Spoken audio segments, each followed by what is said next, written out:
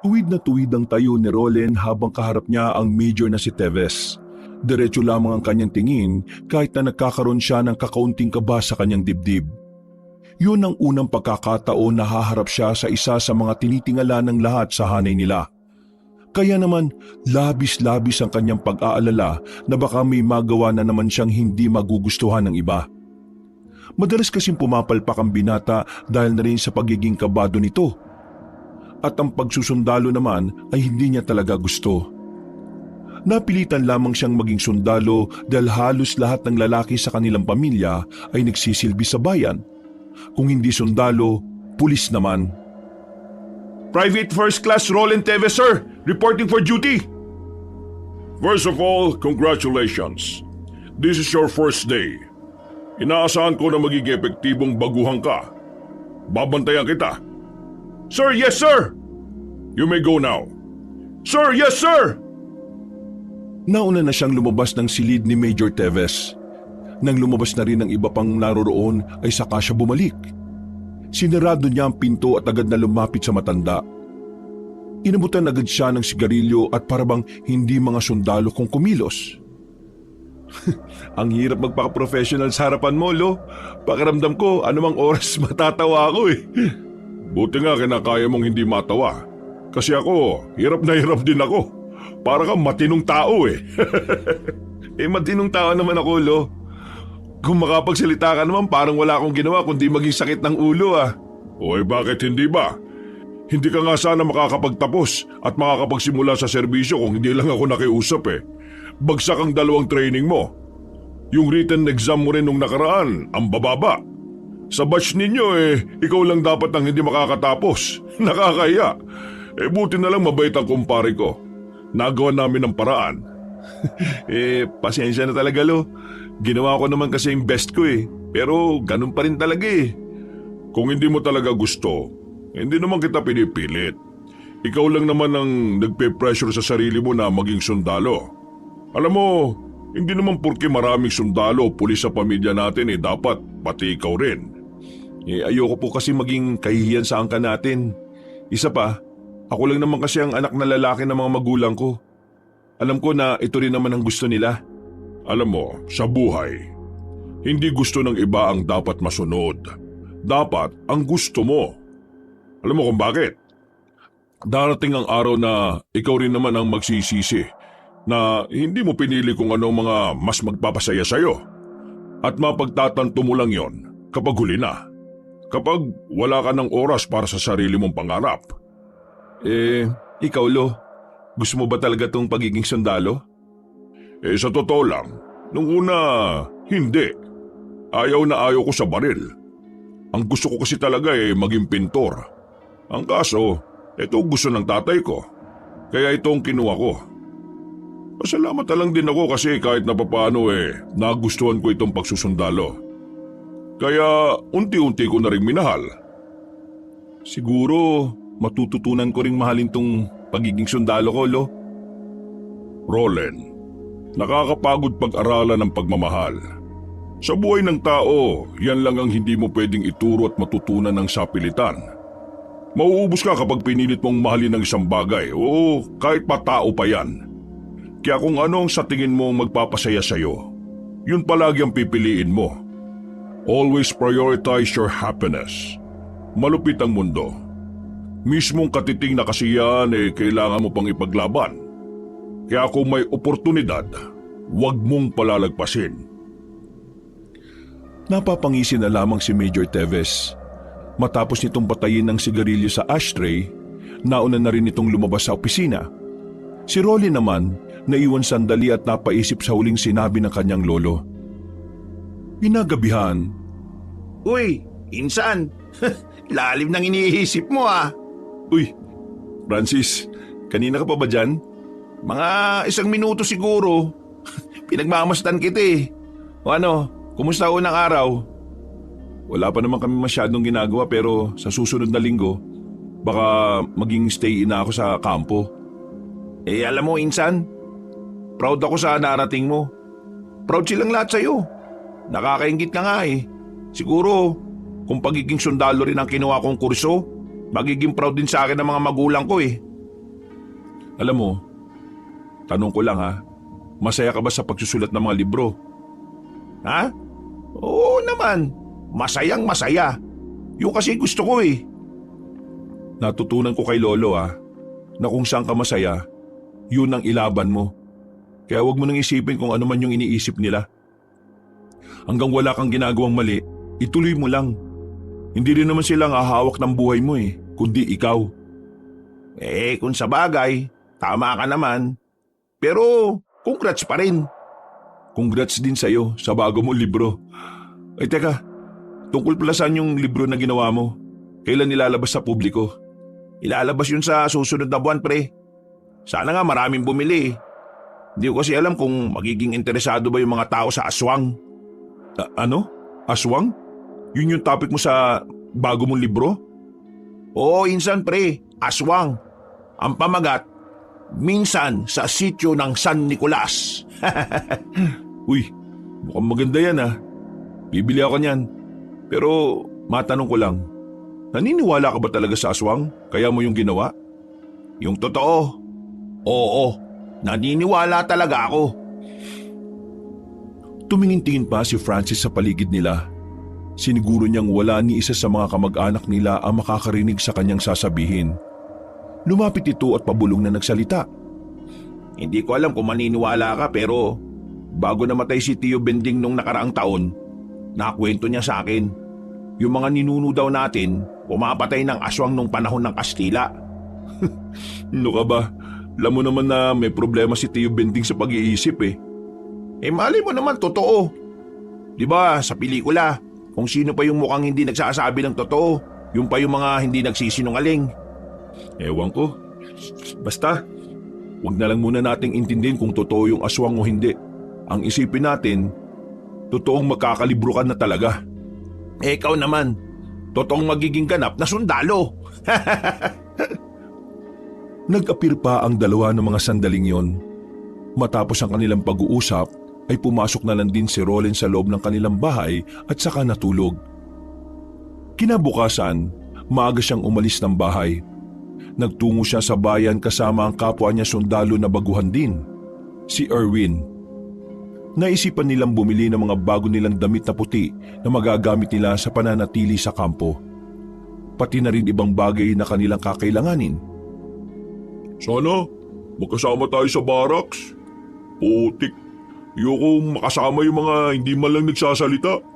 Hindi ko kasi kayang hindi magdadadaldal Hindi rin naman ako madaldal, no? At least, close tayong dalawa.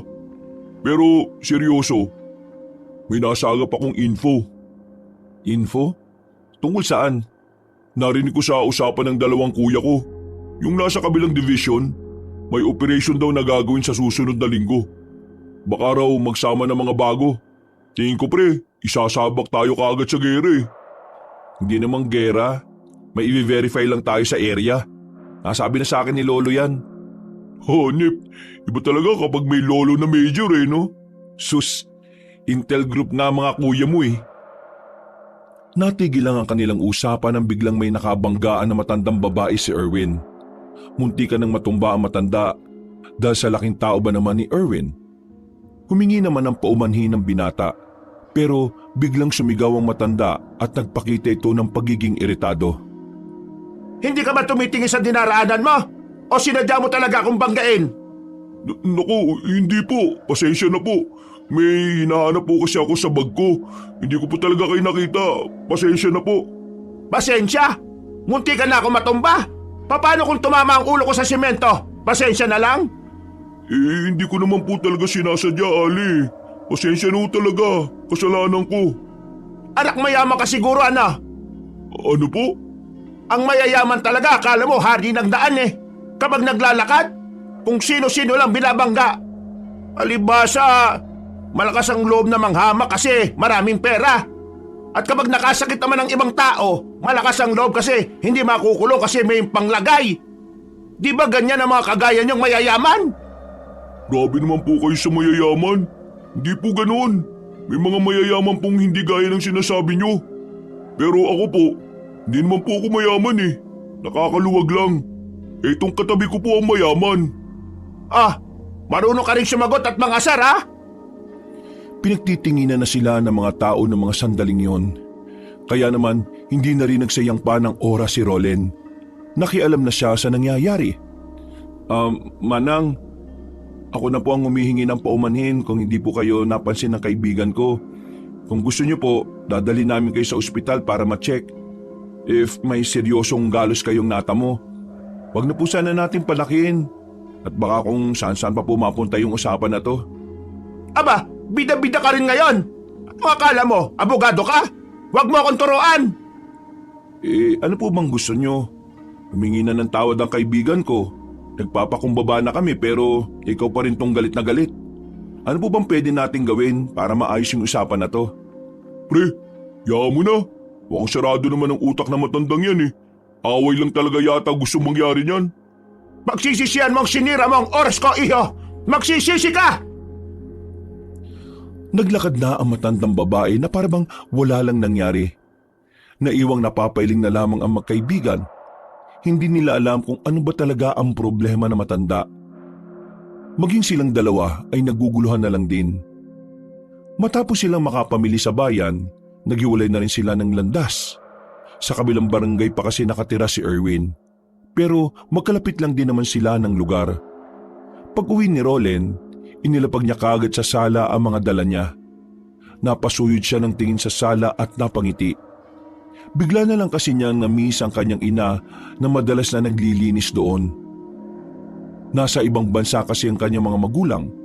Siya lang ang nasa Pilipinas para ituloy ang kanyang pagsusundalo. Pagpunta niya ng kusina ay nagulat siya nang makita niya ang kanyang lolo. Nakaharap sa ref at tumitingin ng pwedeng makain. Olo, di ka man lang nagpasabi na pupunta ka pala. Bakit? Bawal ba akong pumunta rito? Hindi naman sa ganon. Ang ibig kong sabihin, sana nakapaghandaman lang ako. Mula nang mag-ibang bansa ang mama mo, itong ref na to, hindi na nagkaroon ng matinong laman. Puro tubig eh. Puro tubig pala bakit ang tagal mong mamili? Pinipili ko kung ano yung mas masarap na tubig. Nagtungo ang dalawa sa sala at tumupo sa sofa. Alam ni Rolen na may mahalagang sasabihin sa kanya ang lolo niya, kaya siya nito sinadya sa bahay. Lo, may sasabihin ka ba? Sa Sabado, sisimulan na ang operasyon. Nabanggit ko na sa iyo yun, hindi ba? Gusto kitang tanungin. Gusto mo bang sumaba ka agad? Kasi kung gusto mong maranasan agad ang isa sa mga bagay na mas makakapagpaunlad sa iyo bilang sundalo, pwede naman kitang isama sa listahan. Gusto ko kagad maranasan yung ganun para masanay ako. Pero matanong ko lang, Lo, ano ba yung makakalaban natin doon? Mga rebelde. Susubukan natin makipagnegosasyon sa kanila. Usapang peace talk to, Rolen. At alam mo naman kung gaano kadelikado ang ganitong usapan kapag ang kausap mo ay isang rebelde. Sige, Lo. Gusto kong sumama. O sige. Pero ito lang ang sinasabi ko sa iyo, ha. Kapag nasa kampo tayo, major ako. Hindi mo ako lolo. Tatawagin mo ako sa kung ano ang pagkakakilala sa akin ng mga kabaro natin. Oo naman, Lo. Professional lang dapat. Huwag kayong mag-alala. Hindi naman kita bibigyan ng kahihiyan Gagawin ko lahat na makakaya ko para bigyan ka ng karangalan. Basta wag mong ipresyo ng sarili mo, ha. Ang gusto ko lang maging kapaki-pakinabang na sundalo ka. Ngumiti na lamang si Rolen sa kanyang lolo. Mabilis na lumipas ang mga araw. Naganda na rin si Rolen para sa pinakaseryosong araw niya sa serbisyo. Itong araw na kung saan kailangan niyang maging epektibong sundalo para sa kanilang operasyon. 5 silang mga baguhan. Ang mga kasama nila ay matatagal na rin sa serbisyo. Kasama rin nila si Major Teves na siyang mangunguna sa grupo nila. Habang nasa loob ng truck habang nagbabiyahe, napansin ni Role na parang hindi mapakali ang lalaking si Erwin. Pinagpapawisan niyon kahit na mahangin naman nung hapon na yun. Dahil katabi rin naman niya ito, tinanong na niya kung ano ang problema nito. Uy, buddy, anong problema? Okay ka lang? Bigla akong nalalamig. Hindi ko alam kung bakit. Masama ba pakiramdam mo? O konti. Pero kanina bago ako umalis, ayos naman ako eh. As in, magaan ang pakiramdam ko. Pero kanina nung nakaidlip ako, paggising ko, masama na yung pakiramdam ko eh. Baka naman may nakain kang hindi maganda. Wala. Pero tingin ko may weirdong nangyayari. Anong weirdo? Napaginipan ko yung matandang nakasagutan natin sa bayan. Galit na galit, buddy. Para niya akong kakainin ng buhay eh. Tapos, paggising ko, ayun, masama na pakiramdam ko. Tingin ko dahil yun sa panaginip ko eh. Dahil sa panaginip sumama pakiramdam mo? Parang malabo yata yan, buddy ah. Ewan ko, basta ganun eh. Sa mga sumunod na sandali, narating na rin nila ang kanilang magiging kampo. Nakatirik yun sa gitna ng kagubatan na isang bundok lang ang pagitan mula sa lugar na kanilang pupuntahan. Bago sumapit ang kinagabihan, tinipon silang lahat at naglatag ng mga paalala si Major Teves. Marami itong sinabi tungkol sa mga dapat nilang gawin at hindi. At nagdagdag na rin ito ng mga impormasyon na may kinalaman sa kanilang gagawing operasyon. Dakong alas 7, pinuntahan ni Roland si Erwin sa barracks nito. Nabalitaan kasi ni Roland na tuluyan ng nilagnat ang binata. Pagtingin niya kay Erwin, nakita niyang pawis na pawis ito, nakabaluktot, lamig na lamig. At ang mas nakapukaw pa ng kanyang atensyon ay ang pangingitim ng daliri nito. Lo, Sir Erwin may sakit. Hindi ba natin siya pauuwiin muna? Di bang sinabi ko sa iyo na hindi mo ko lolo kapag nasa trabaho tayo? Sir, yes sir. Hindi niya ikakamatay ang lagnat. Uminom lang siya ng gamot. Hindi ka pwedeng magsundalo kung iindahin mo ang sakit. Kung sa lagnat di mo kayang labanan, hindi mo rin malalabanan ng mga kalaban. Sige na, go back to your barracks. May ginagawa ko. Pero sir, tingin ko malala ang lagay niya eh. Hindi po yata simpleng lagnat lang ang meron siya. Please check him sir, immediately. You are not a doctor, kaya wala kang sapat na kaalaman kung gaano kaseryosong sakit ng isang tao. According to your words sir, nung nasa training pa lang kami, it's better to have an insight kaysa wala. And according to my observation, that's a serious matter. Ang sinasabi ko ay connected sa pagiging sundalo at hindi konektado sa pagiging doktor. You cannot diagnose a person if you are not a professional doctor. Then you can tell me that this is only a simple fever. If you're not a doctor, sir. Napanganga na lamang si Major Teves. Hindi nito magawang magalit sa apo dahil alam niyang meron namang punto si Roland. Huminga ito ng malalim. Sandaling binitiwan ng mga papel na nasa lamesa. Sige, ano bang naging basihan mo para sabihing hindi lang yung simpleng lagnat? Give me a valid reason. Based on my observation, sir, hindi tumitigil ang pagpapawis niya. At according to him, nilalamig siya ng sobra. Napansin ko rin yung mga kuko niya sa kamay, nangingitim. At ano? Sabi niya sa akin, may naririnig siyang boses na matandang babae. Nabigla si Rolly nang tumayo agad si Major Teves. Nagpasama ito sa kanya patungo sa barracks nila. Nang makita ni Major Teves ang kalagayan ni Erwin, tila alam na agad nito kung ano ang naging problema. Iwan niyo na muna kami ni Private Teves dito. Sige na! Agad na nag-alisa ng mga kabaryo nila. Nang sila na lang ang nasa loob ng barracks, sinuri ni Major Teves ang katawan ni Erwin. Sir? Humanap ka ng matinong signal. Tawagin mo si Tito Franco mo. Sabi mo sa kanya, papuntahin dito sa kampo si Mr. Yang. Palim lang ka mo. Wala dapat makakita sa kanya rito. Ano bang nangyayari? Sumunod ka na lang muna kung gusto mong mailigtas tong kabady mo. Kinuha agad ni Roland ang kanyang cellphone. Makalipas lang ang halos 10 minuto, nakahanap na rin siya ng matinong signal. Nagawa niyang matawagan ng numero ng tiyuhin niyang si Franco.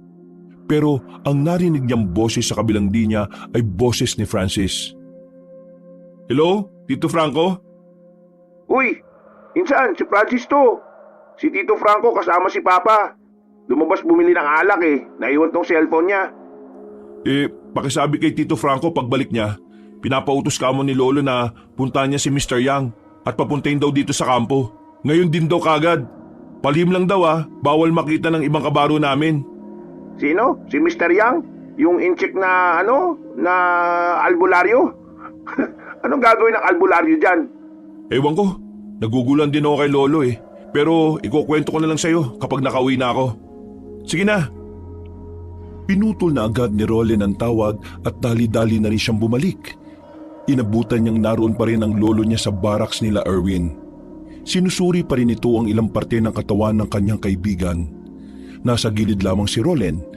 Naghihintay kung kailan matatapos ang ginagawa ni Major Teves. Anong sabi? O raw, papupuntahin na raw dito.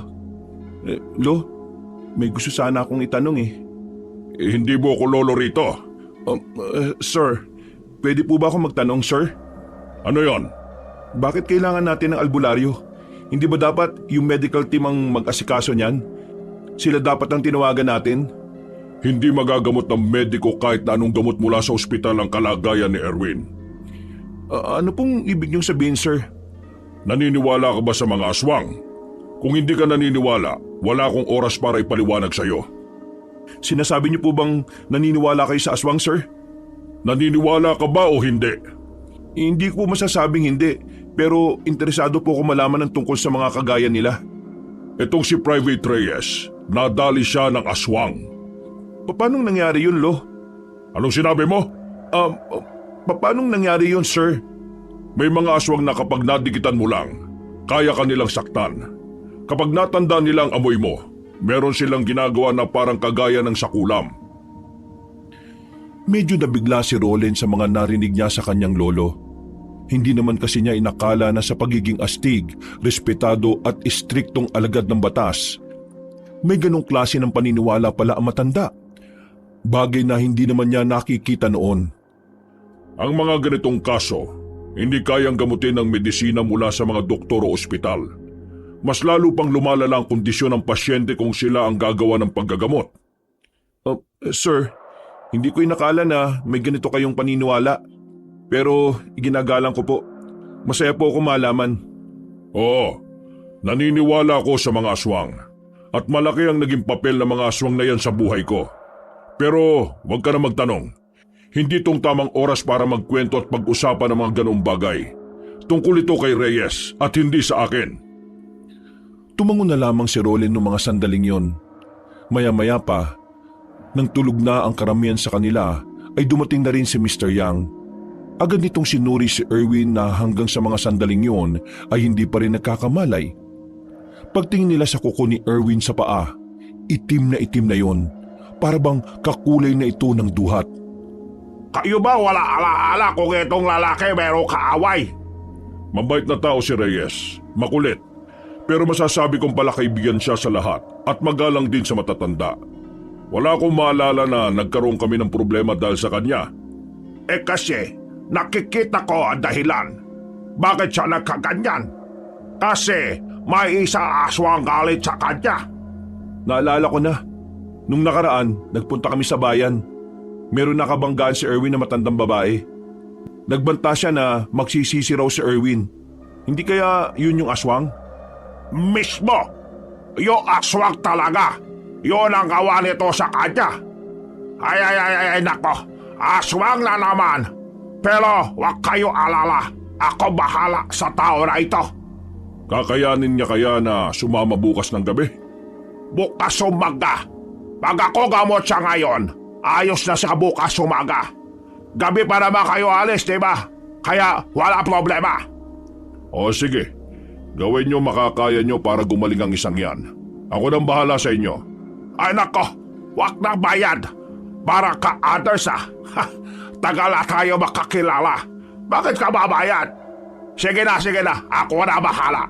Kayo, labas muna. Sige na, labas muna kayo. Magbabantay lang kami sa labas. Lumabas ang maglolo. Naglabas na muna ng sigarilyo ang matandang lalaki at nag-abot ng isa kay Roland. Matagal na po pala kayong magkakilala ng Mr. Yang, sir. Mukhang marami na po yata kayong nalalaman tungkol sa mga aswang, Sa susunod na mga araw, malalaman mo rin ang lahat ng kwento ko. Kapag natapos na itong misyon natin.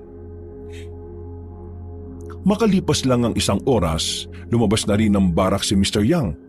Pawis na pawis ito at parang pagod na pagod. Magiging ayos na siya basta pahinga muna hanggang umaga ha. O paano? Ako alis na. Hindi ka man lang ba magpapahinga muna o magkakape man lang muna? Ay hindi na. Baka mamaya ako pa kita dito mga kasama mo. Tapos ikaw sumpong. Pagalitan ka na naman. O sige na. Ako alis na ha. Sige, maraming salamat ulit Mr. Yang. Babawi ako sa ibang araw. Kumaway na lamang ang matandang incheck habang papalayo yun. Buntong hininga na lamang ang nagawa ni Major Teves. Pumasok sila muli sa loob. Nawala na ang pangingitim ng kuko ni Erwin. Hindi na rin yung pinagpapawisan. Normal na rin ang init ng katawan.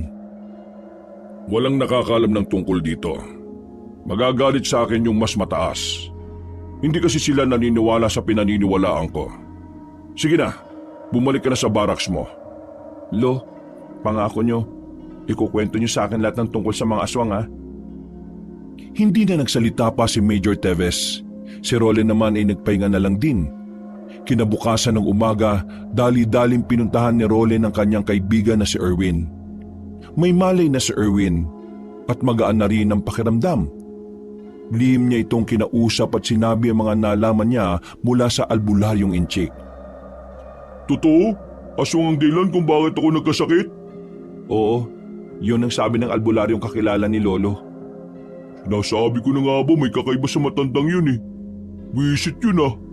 Pero, kumusta ka naman ngayon? Wala ka na bang naririnig na akong ano? Wala naman na. Nasa maayos na kalagayan na ako ngayon. Sadyang hindi ko lang inakala na magiging ganon, buddy. Wala naman akong kasalanan sa kanya, di ba? Ewan natin. Baka ganun talaga ang mga aswang. Ako nga, kagabi lang ako naniwala talaga eh. Huwag kang maingay kasi mismong si Lolo naniniwala rin. Kaya nga eh. Di ko rin talaga inakala na si Major may alam din sa mga aswang-aswang na yan. Pero maraming salamat talaga. Ngayon okay na ako. Buti gumaling na ako kagad. Gustong-gusto ko pa naman sumama mamayang gabi. Naging mabilis ang paglipas ng oras nung araw na yon. Sumapit na rin ang kinagabihan. Nasa harapan na si Major Teves para kausapin silang lahat. Sa mga oras na ito, nakakaramdam na rin ng kaba si Roland. Kaba na may halong kaligayahan. Pero dinadasal-dasal niya rin na sana ay maging maayos ang lahat. Ngayong gabi, pupunta tayo sa iniinalang kuta ng mga rebelde. Susubukan natin silang kausapin tungkol sa kapayapaan. Hanggat wala silang ginagawang makakapahamak sa atin, hindi tayo magpapakawala ng bala. Hanggat maaari lang ay prioridad natin ang kasunduan. Iiwas tayo sa karahasan. Ngunit kung sakaling kailangan na nating ipagtanggol ang mga sarili natin, huwag tayo magdadalawang isip na protektahan ang isa't isa. Sir, just want to ask a question, sir. Hindi to recitation, Private Teves. Pero sige, anong itatanong mo? Sir, bakit kailangan gabi tayo makipag-usap sa kanila? Dahil nakatanggap ako ng impormasyon kahapon na tuwing gabi lamang naroon ang kanilang commander. Siya ang pakay natin makausap. Wala ka na ba ibang tanong? Sir, wala na sir. Agad na rin silang lumarga matapos ng kanilang sandaling paglilinaw. Habang naglalakad, hindi maiwasan ni Roland na mapatingin-tingin sa paligid. Gustong-gusto na niyang itutok ang baril niya, pero may parte pa rin ang kanyang kalooban ng tila nababahala. Magkakahalong saya at kaba ang nararamdaman niya. Buddy, ayos ka lang? Oo naman, ayos lang ako. Medyo kabado nga lang. Itong unang pagkakataon natin nasasabak eh. Ako rin, kinakabahan ako. Dinadasal ko na nga sana maging maayos lang yung maging usapan. Nagdaan ang halos 1.5 oras, natanaw na rin nila ang kinaroroonan ng mga rebelde. Maliwanag doon, parang isang barangay. Sumenya si Major Teves na kailangan na muna nilang tumigil, pero paghinto pa lang nila, may nagpaulan na kagad ng bala. Natatarantang sinunod ni Roland at Erwin ang sinabi ng Major. Pagtingin nila ay may mga papalapit ng rebelde sa kanila. Kahit na kinakabahan, ikinalma ni Roland ang sarili niya. Tumulong na rin siya sa pagpapaputok. Pinagbababaril nila ang mga rebelding nagtatangkang makalapit sa kanila. Retreat! I said retreat! Wala silang nagawa kundi ang umatras na lamang muna. Ang usapang pangkapayapaan na sisimulan pa lang sanang pag-usapan na uwi lamang sa patayan. Sa isang iglap lang, 2 agad ang nalaga sa bilang ng mga sundalo. Nagawa naman nilang makalayo. Pansamantala silang nakapagtago sa malaking bato, habang ang iba naman ay nagbabantay sa gilid. Maputukan ang mga rebelde sa oras na mag-approach sila sa atin. Wala silang balak na pag-usapan ng kapayapaan. Kailangan na rin natin pumalag. Sir, wala na po si Sargento Guido at Private Marabag. Parehong may tama sa ulo ang 2 nilang kasama. Si Rolen sandaling natulala. Tila nagdulot ng matinding trauma sa kanya ang makita ang mga kasamahan na namatay. Para siyang natutuliro. Bitbitin silang 2. Babalik na muna tayo sa... Ha! Muli silang napadapa nang marinig ang makakasunod na putok ng baril. Sa mga sandaling ito, nakipagsabayan na rin sila. Isa si Rollin sa matapang na nakipagpalitan ng putok. Kahit madilim, nagagawang makatama ng binata. Pero nang tumingin siya sa gilid, nakita niya ang lolo niya na meron ng tama sa tagiliran. Lo! Focus! Huwag mo akong tawaging lolo! Nagmamatigas ka pa, may tama ka na eh. Tinulungan niya makaupo ng maayos sa matandang lalaki. Nakita niya na malakas ang tagas nito sa tagiliran. Nakatingin ito sa kanya ng diretsyo, parang nahihirapan ng huminga. Lo! Lo! Uy, Lo! Huwag kang ganyan, Lo, ha? Sa bahay ko, sa basement. Kunin mo yung baol. Buksan mo. Susi sa kwarto ko. Lo, ano bang sinasabi mo? Lumabang ka dyan! Saka lamang napagtanto ni Rolly na hindi lang pala tagiliran ng tama ni Major Teves. Tinamaan din pala yon sa gilid ng dibdib. Kaya wala pang ilang minuto, tuluyan nang binawian ng buhay ang tinuturing nilang leader. Wala silang magawa ng mga oras na yon kundi ang umatras. Kapag tumagal pa sila roon, ay maaari silang mapalibutan at maubos. Buong pagsisikap nilang binuhat ang mga kasama nilang sugatan at namatay. Sa awa ng Diyos, nagawa nilang makaalis sa lugar na yon. Nakabalik sila ng kampo. 5 ang nalaga sa kanila kabilang si Major Teves. Agad naman itong nakarating sa mas nakatataas sa kanila. Mabilis ang mga pangyayari. Parang nung gabi lang ay kausap pa ni Rolly ng kanyang lolo. Pero sa mga sandaling ito, nasa harapan na siya ng burol nito. Hindi siya makapaniwala na sa isang iglap lang, mawawala ang kanyang hinahangaang sundalo. Insan, ako naman na magbabantay. Magpahinga ka na muna. 2 araw ka nang walang maayos na tulog eh, oh. Ayos lang ako, Insan. Gusto ko lang bantayan si Lolo hanggang sa mailibing na siya.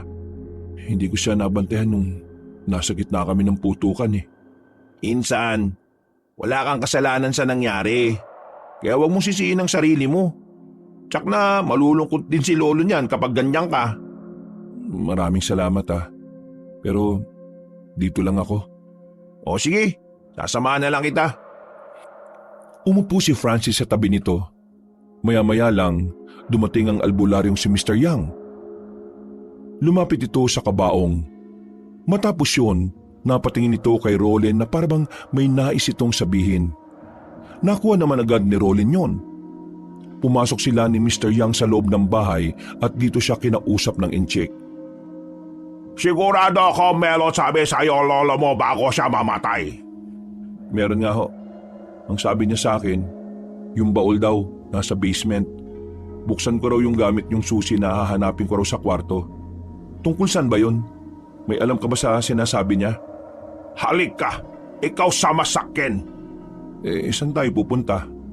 Kunin mo muna susi, tapos tayo punta sa basement. Teka, alam mo yung basement ni Lolo? Ako nga po, apo niya hindi ko alam yun Halik ka na, ako kwento sa'yo lahat dapat mo malaman. Sinunod na lamang ni Rolly ang sinabi ng matandang inchik. Noong mga sandaling yon ay nahihiwagaan na talaga si Rolly. Sabik na sabik siya, kaya nang mahanap nila ang susi, Agad din naman silang nagtungo sa basement.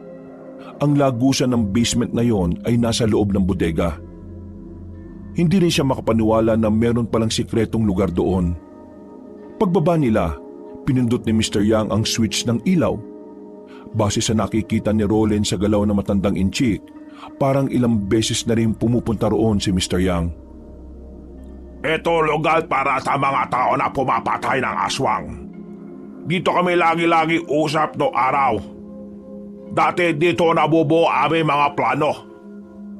Teka, ano ba talaga kayo? Yung lolo, siya aming leader nung siya binata pa. Kami lagi paslang aswang. Lolo mo, Berdugo. Sobra husay sa pagtugis mga nilalang. Si Lolo talaga? Si Major Teves? Oo, siya nga. Bago siya sundaro, siya muna babangis manunugis.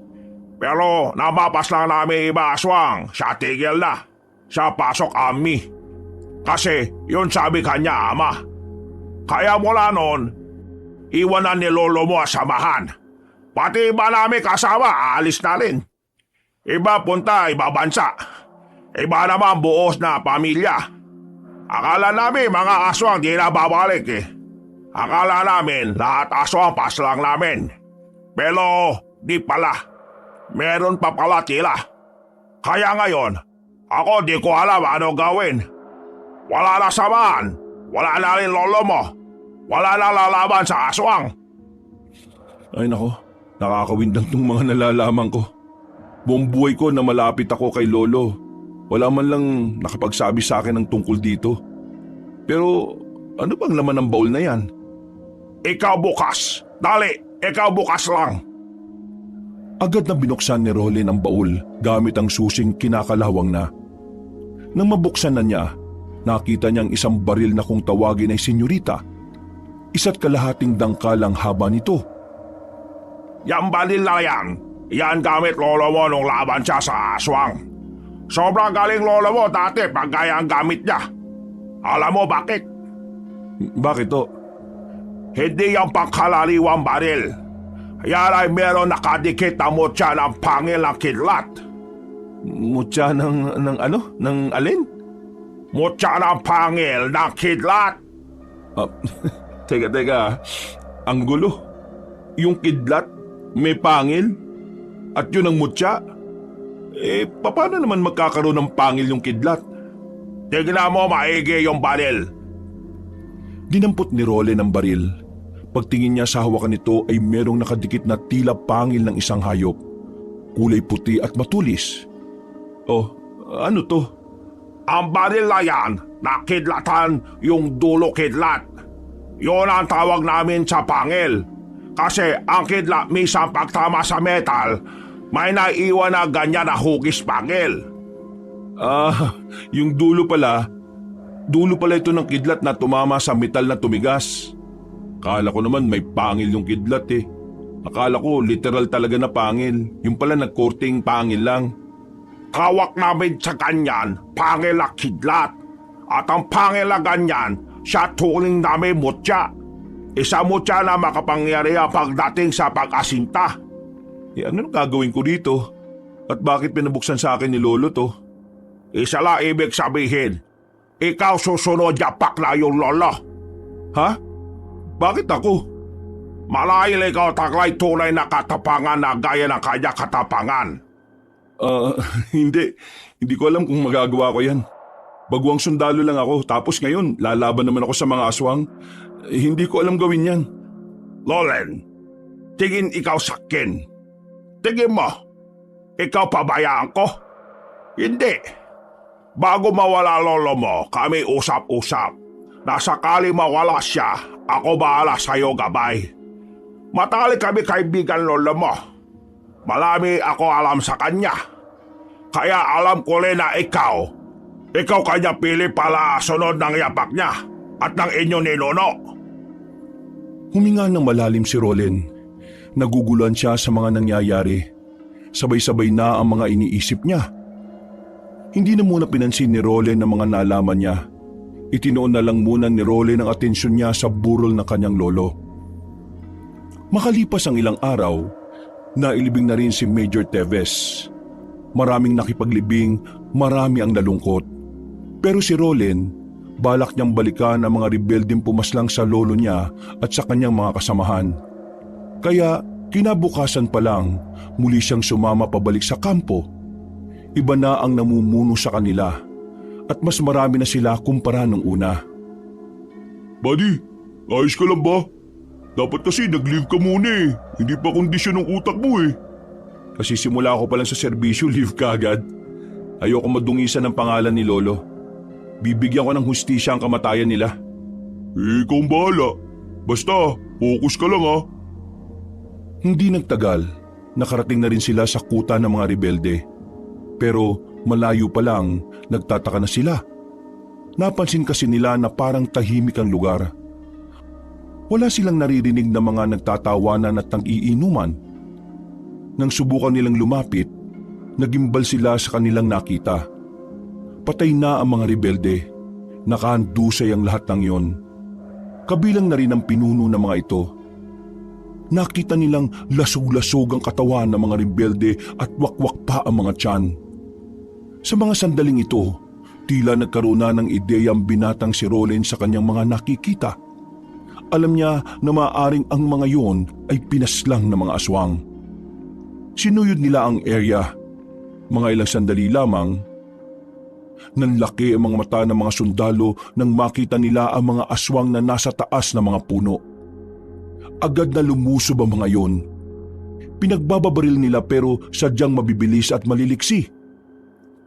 Wala silang matamaan kahit na natatapatan pa nila ng dalang ilaw. Sa halip na sila ang makapatay ng aswang, sila pa ang nababawasan. Habang nangyayari ang lahat ng ito, dito na napagtanto ni Rolly na talagang hindi kakayanin ng normal na tao ang mga aswang. Mapanganib ang mga yon. Peligroso at delikadong kalabanin ito ng mga gaya nila. Kahit mga armado sila, wala silang binatbat sa bilis at diskarte ng mga aswang. Kaya noong mga sandaling yon, napilitan silang lahat na umatras. Kahit kasi anong gawin nila ay hindi pa rin sila makatama. Dali-dali silang tumakbo pabalik. Nang makabalik sila sa kampo, marami ang nalaga sa kanila. Halos kalahati. Natuliro ang mga kabaro nila. Kahit ang mga veterano nagulat din. Yun ang unang beses na meron silang nakaengkwentrong mga aswang. Ang insidenteng yun ay kumalat sa kampo nila sa bayan ilang araw lang ang nakalipas. Naggalit ang mga nakatataas at dahil dito tinanggal sila sa operasyon. Pinalitan sila ng mga bago. At ang isinumbong nila na tungkol sa aswang, kagaya ng inaasahan, hindi pinaniwalaan. Bisit talaga. Ayaw nilang maniwala sa amin. Pati si Sargento, sinuspindi nila. Sinabihan pa nilang gumagawa ng kwento. Totoo naman talaga may aswang eh. Banas na banas si Rolly nang makauwi na siya galing ng kampo. Kausap niya ang kanyang pinsan na si Francis. Magkarap sila sa lamesa habang nagmimerienda. Di ba sabi ko naman sa'yo, totoo mga aswang? Totoo rin ang mga balibalitang ang angka natin dati ay mga birador ng mga aswang. Akala mo, hindi ko alam yung sinabi ni Mr. Yang sa'yo, no? Paano mo nga nalaman? Malamang, tinanong ko siya. Sinabi niya rin sa akin kasi apo rin naman ako ng lolo natin eh. Pero ano palang balak mo? Tatanggapin mo? Ako kasi hindi talaga pwede. Wala akong alam sa paghawak ng mga armas o sandata na yan. Hindi ko alam kung tatanggapin ko. Wala rin naman kasi ako mabigat na dahilan eh. Mabigat na dahilan? Hindi ba mabigat na dahilan na ang angka natin kalaban ng mga aswang? Anumang oras, pwede nilang saktan ng isa sa mga kadugo natin. At biglang responsibilidad ko na ngayon ng buong angka natin. Hindi lang buong angka, no? Baka buong sangkatauhan na rin dito sa probinsya natin. Hindi na lamang sumagot ng lalaking si Rolen, pero gumulo rin sa kanyang isipan ang mga narinig niya. Pakiramdam niya bigla, meron siyang obligasyon sa lahat. Pakiramdam niya, responsibilidad niyang maging tagapagligtas ng mga tao. Pagkatapos ng kanilang pag-uusap, agad na tumungo na lamang ang binata sa kanyang silid. Muli niyang inilabas ang senyorita na itinago niya sa loob ng aparador. Walang kalam-alam si Mr. Yang na kinuha na niya ulit yon. Wala namang bala to eh. Anong silbi ng baril na to? Tiningnan niya yon ng maigi. Laking gulat niya nang bigla na lamang kumislap ang dulo nito. Nakaramdam din siya ng bahagyang init kaya nabitiwan niya yun. Nanlalaki ang kanyang mga mata. Nagtataka siya kung ano ang nangyari. Nung unay sinampal niya pa ang sarili niya sa pag-aakalang baka nananaginip lang siya. Kumuha siya ng basahan at muling ibinalik ang baril sa aparador. Agad naman niyang pinakontak kay Francis sa matandang albularyo. Kaya kinabukasan ng umaga, muling nakipagkita sa kanya si Mr. Yang. Nasa basement na naman sila ng kanyang lolo. Ano ba meron? Bakit ako patawag mo? Pero lang ko pasyente mamaya hapon eh. May gusto lang kasi ako malaman tungkol sa senyorita na baril. Ha? Akala ko ayaw mo. Bakit ikaw interesado ngayon? Kinuha ko yung baril. Kinuha mo? Ginamit mo? Hindi. Itinago ko lang sa aparador. Ano tanong mo? Gusto ko lang malaman kung ano ba talaga meron doon. Nung hawakan ko siya kanina nakaramdam ako ng kakaiba. Medyo mainit. Tapos biglang kumislap yung dulo ng baril na yun. Sabihin mo nga sa akin, ano ba talaga meron sa baril na yun? Hindi ka kasi kinig sa akin eh. Ang sabi ko, yung baril na senyorita, di pangkalaliwan, di basta-basta, makapangyalihan. Kaya niya patay aswang kahit wala bala. Teka. Baril na walang bala? Aba, mukhang maganda yatang may sulat yan ah. Kaya makapas lang ng aswang kahit na walang bala? Anong gagawin mo sa baril na yun? Ipambabato? Sa oras hawakan mo baril, senyorita. Kung ikaw ang kikilalanin kanya bago amo, magkakaroon siya kay makapangyarihan. Sa loob baril, may mabububulitas na dulot ng kapangyarihan. Yun ang makakapas lang sa aswang. Medyo nalalabuan ako eh. Ngayon lang kasi ako nakakita ng ganong klase ng baril. Ang sinasabi niyo sa akin, meron pang kapangyarihan. Seryoso ba talaga tong usapan na to? Insan, totoo mga sinasabi sa iyo ni Mr. Yang. Totoo may kapangyarihan ng baril na senyorita. Dahil sa mutya ng pangil ng kidlat. Hindi mo lang talaga alam na ang angka natin may kakaibang itinatago. Kung babasahin mo ang libro na isinulat ng isa sa mga lolo natin, doon mo malalaman kung saan nagmula yung baril na senyorita. Saan nga ba nagmula? Ayon sa nabasa ko, ang baril na senyorita ay galing sa isang misteryosong Kastila na bigla na lang daw lumitaw sa bukirin. Gabi raw kasi noon. Habang naglalakad ang isa sa mga lolo natin at ang kanyang mga kaibigan, bigla silang inatake ng mga aswang. Pero dumating tong Kastila. Di nagtakbuhan yung mga kasama ng lolo natin. Tapos, yung Kastila, napatay naman daw yung mga aswang. Pero hindi alam ng lolo natin, bago pala dumating yung Kastila, marami na pala yung sugat sa katawan.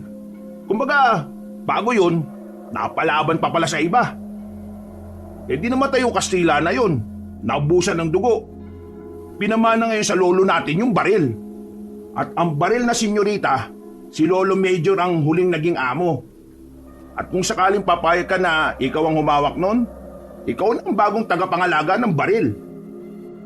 Napatango si Mr. Yang sa sinabi ni Francis. Napapaisip lang din naman si Roland noong mga oras na yun. Parang habang tumatagal kasi, ay nagkakaroon na rin siya ng interes sa mga bagay na may kinalaman sa mga aswang. Natapos ang usapan nilang yon, mas lalo na namang nagulo ang utak ng binata. Gabi na nang maisipan ni Roland na dalawin ang kanyang lolo sa puntod nito. Malapit lang din naman kasi sa kanila ang sementeryo. Kahit 10:00 na, ay wala siyang pakialam sa paligid. Dala niya ang baril na senyorita na nakalagay lamang sa maliit na bag. Umupo siya sa harapan ng puntod ni Major Teves. Lo, daya mo naman kasi. Nauna ka kagad na mawala. Hindi mo man lang naipaliwanag sa akin na maayos ang lahat. Lo, bigyan mo naman ako ng sign. Bigyan mo ako ng senyales kung tutuloy pa ba ako sa army o kung papatulan ko na ba yung sinasabi ni Mr. Yang. O sige, ganito na lang. Kapag humangin ng malakas, ibig sabihin, gusto mo akong tumuloy sa army. Pero kapag may nagpakitang aswang ngayon, ibig sabihin, susunod ako sa yapak mo. Ano? Deal? Nawala ang ngiti ni Roland nang mapagtantong para siyang siraulo na kinakausap ang harapan ng puntod ng kanyang lolo. Pero wala pang ilang minuto, naramdaman na lamang niya na meron ng kumakaluskos sa paligid. Napalingon siya sa mga puno sa hindi naman kalayuan. Meron siyang nakitang tao na naroon. Hindi niya alam kung bakit. Dahil sa kanyang kurisidad at sa pag-aakalang magnanakaw lang yon, tumungo siya roon para tingnan ng malapitan. Sa hindi inaasahang pagkakataon, napalingon sa kanya ang lalaking nasa itaas ng puno. Hindi niya gaanong makita ang mukha dahil kulang ang liwanag na meron ng lugar. Pero narinig niyang bigla na lamang yung umangil na parang mabangis na hayop. Gagi. Lo, eto na bang sinyalis mo? Hindi nagdalawang isip si Rolly na kunin ng senyoritang baril.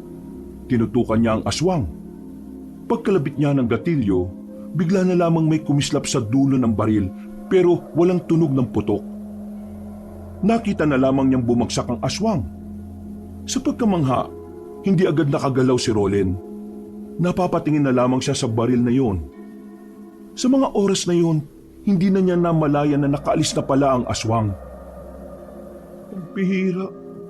Paano nangyaring tinamaan yung aswang na yun wala naman lumabas na bala rito.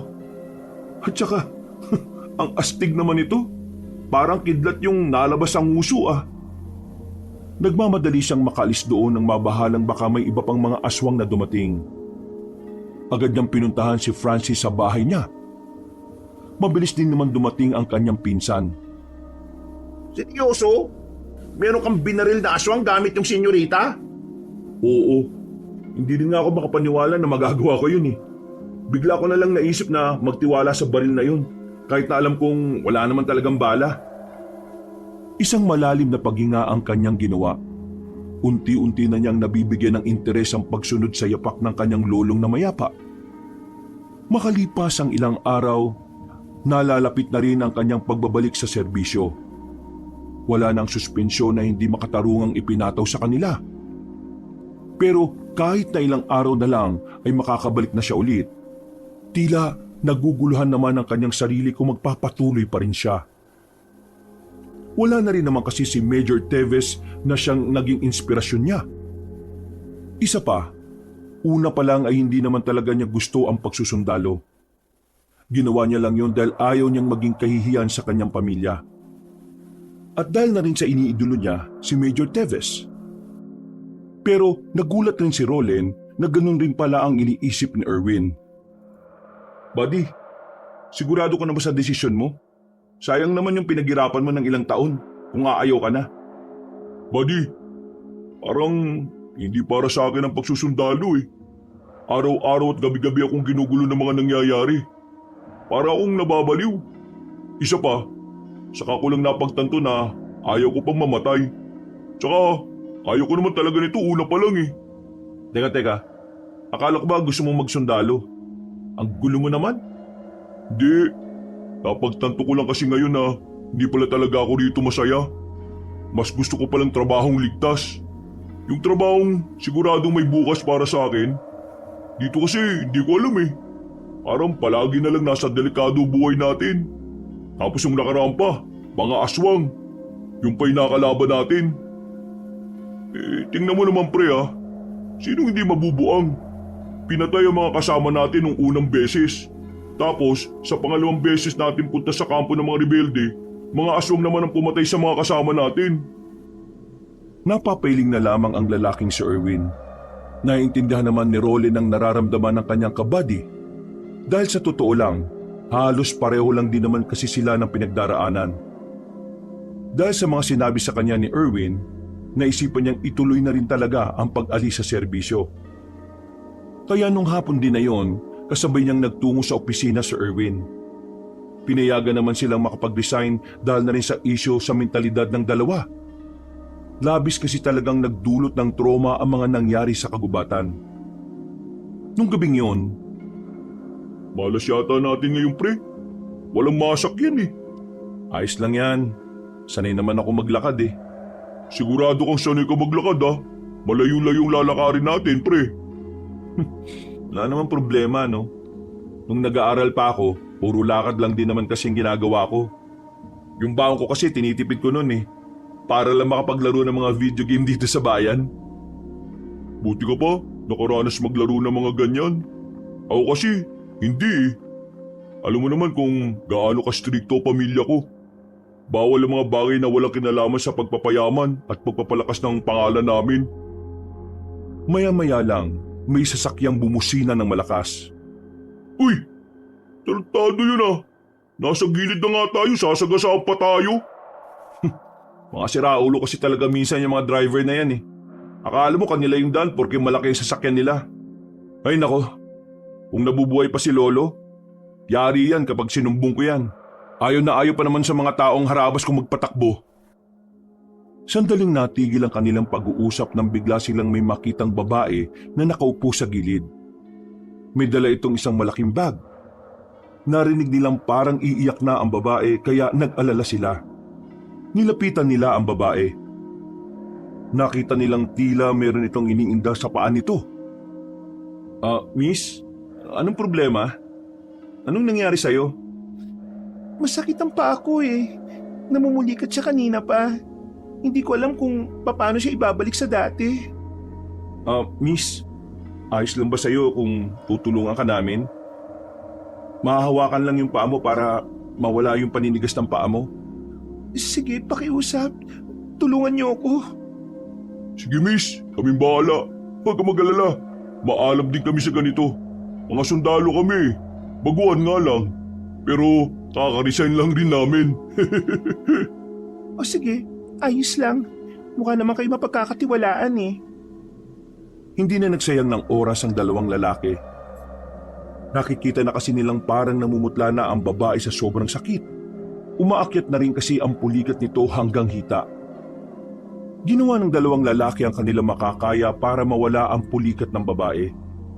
Mga ilang sandali lang ay nakaraos na rin ito. Pawis na pawis ang dalaga ng mga sandaling yon. Si Roland at Erwin naman ay nakahinga na rin ng maayos. Akala kasi nila ay hindi nila maaagapan. Ayan, ayos na. Makakalakad ka na ulit. Miss, saan ka ba nakatira? 9:00 na ng gabi at mag-isa ka lang dito sa daan. Di ka ba natatakot? Natatakot. Kaso wala naman ako magagawa eh. Kailangan ko maglakad. Wala naman kasing masakyan. At isa pa, malapit na rin naman ang tiraan ko dito sa bayan. Nakatira ako sa boundary ng bayan at ng baryo Masinloc. Dadaan ka pa ng gubat? Oo, mas malapit kasi kapag doon ako dumaan eh. Araw-araw mo ba itong ginagawa kapag nauwi ka? Napakadelikado. Babae ka pa naman. Kailangan ko maghanap ng trabaho eh. Kung hindi ako makakahanap ng trabaho, wala kaming kakainin ng lola ko. O sige, ihatid ka na namin pauwi sa inyo. Delikado ang gabi ngayon eh. Tara pre, hatid natin siya. O sige, wala namang problema. Sigurado ba kayo sa sinasabi nyo? Baka nakakaabala ko sa inyo mga sir. Hindi naman. Papauwi na rin kasi kami. At wala na rin naman kaming ibang gagawin eh. Huwag ka na maya. Isipin mo na lang na nagsisilbi kami sa bayan. At ikaw ang bayan namin. Buddy, joke ba yun? Ang corny. Siya nga po pala, Gabriela ang pangalan ko. Hango ang pangalan ko sa isang babaeng matapang at mabangis. Ang ganda nga ng pangalan mo eh. Ako nga pala si Erwin. Ako naman si Roland. Bagay na bagay ang mga pangalan niyo sa inyo. Nagtawanan sila nung oras na yon na parabang matagal na silang makakakilala. Maya-maya lang, agad na rin namang sinimula ng paglalakad.